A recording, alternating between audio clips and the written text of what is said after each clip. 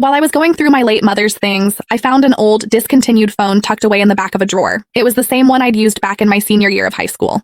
I thought I'd lost it a decade ago, but it turned out my mom had been hiding it all this time. I plugged it in, and as it powered up, the screen lit up with hundreds of unread messages. They were all from the same person, Silas Thorne. The last message was sent 3 years ago. Zoe, this is the last time I'll ever reach out to you. My mother only told me the truth about why she broke Silas and me apart right before she passed away. 1. Silas's mother was her bitter rival. 2. His mother had stolen her first love. 3. Silas looked too much like that man. After all these years, hearing the truth didn't exactly shock me, but it didn't leave me indifferent either. Maybe I was too calm, because even my mother let go of her obsession in her final moments. If you and Silas are meant to find each other again, don't let it slip away. I know you stayed away for years because of me. I was wrong, and I'll be watching over you both from above. My heart was a mess of emotions, trapped between resentment and regret. I aimlessly scrolled through the old phone. The lock screen was still a photo of Silas and me. Every app icon was part of a matching set we'd chosen together back then. Dusty memories flooded back all at once, making my chest tighten painfully. In my flustered state, my finger accidentally brushed against the speed dial for number 1. The next second, Silas Thorne's name flashed on the screen as the call connected. I snapped out of it and hung up immediately. It only rang for 2 seconds, so surely it didn't go through.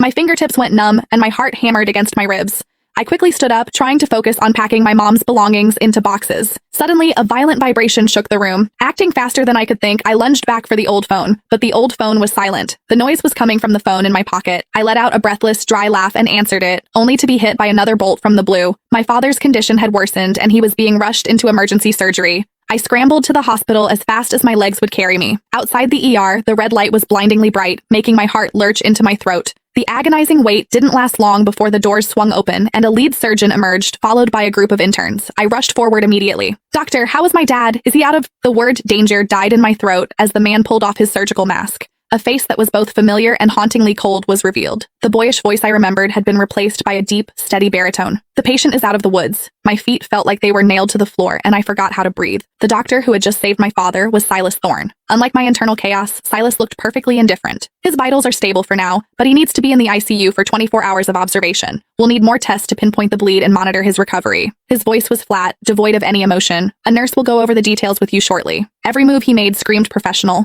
Once upon a time, we'd made a pact to go to med school together and save lives, but I had broken that promise and chose to study photography instead. He finished speaking and began to walk past me. "Silas." I couldn't help it. I whispered the name I'd screamed in my heart 1,000 times over the years. He stopped and turned slowly, his distant gaze landing on me. "Is there something else?" I opened my mouth, wanting to explain everything that happened back then. But my eyes fell on a faint smudge of lipstick on his collar, and the words choked in my throat. I lowered my gaze and shook my head. "Nothing, thank you for saving my dad." The silence between us was suffocating and stiff. Finally, Silas spoke coldly. "Why did you call me earlier?"